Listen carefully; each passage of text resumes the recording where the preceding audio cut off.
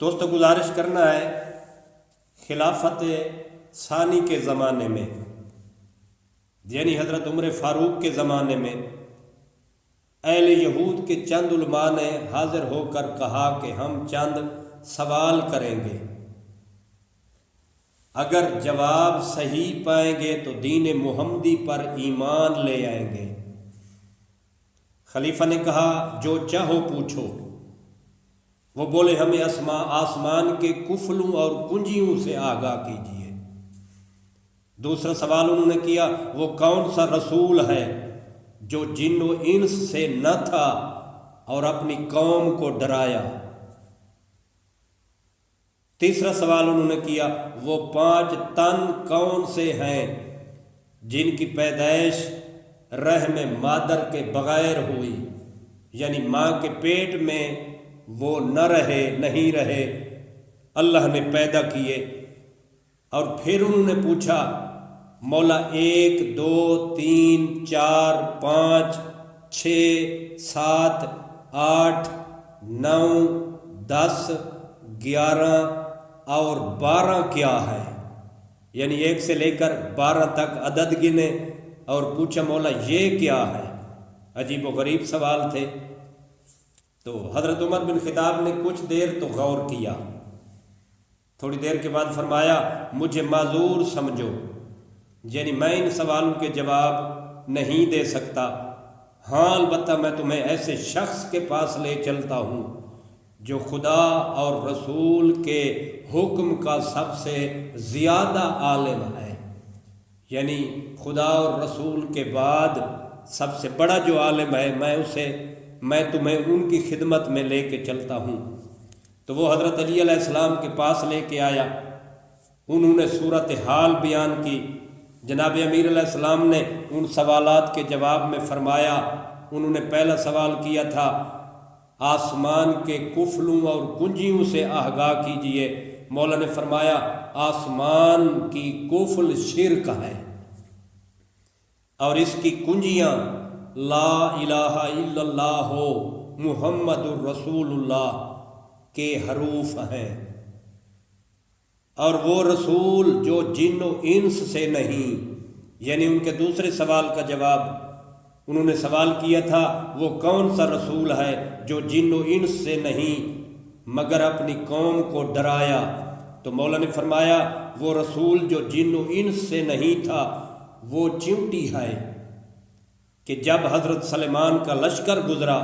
تو اس نے کہا اپنے بلوں میں گھس جاؤ کہ لشکر تم کو پامال نہ کر دے، یعنی وادی نمل کی وہ جو چیونٹی تھی، جو ملکہ تھی، ساری چیونٹیوں کی سردار تھی، اس نے جناب سلیمان کے تخت کو آتے ہوئے دیکھا تو اس نے اپنی رعایا کو حکم دیا کہ اپنے اپنے سوراخوں میں داخل ہو جاؤ، کہیں نبی کے اس تخت کے نیچے آ کے پامال نہ ہو جاؤ، قتل نہ ہو جاؤ، ماری نہ جاؤ۔ مولا نے فرمایا سب سے پہلا جو جن و انس میں سے نہیں تھا وہ رسول تھا، یعنی اس نے اپنی قوم کو یہ پیغام۔ اس کا تیسرا سوال تھا وہ 5 تن کون ہیں جو شکم مادر میں نہیں رہے۔ مولا نے فرمایا آدم،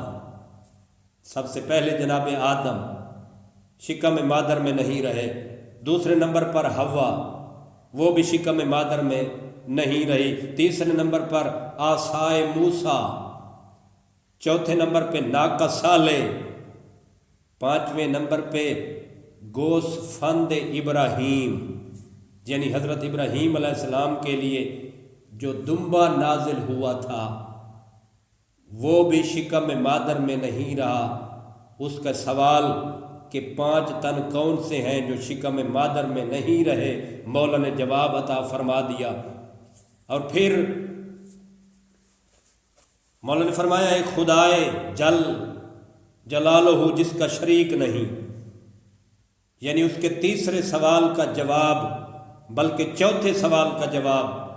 جو انہوں نے پوچھا تھا کہ 1 2 3 4 5 6 7 8 9 10 11 اور 12 کیا ہے، تو مولا نے فرمایا ایک خدائے وحدہ لا شریک ہے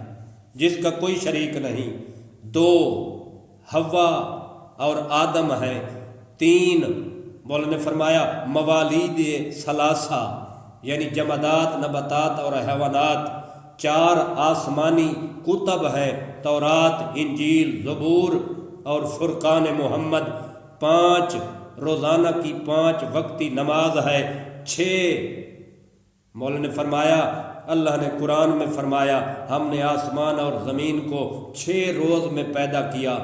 7 یہ ہے کہ ہم نے تمہارے اوپر 7 آسمان پیدا کیے،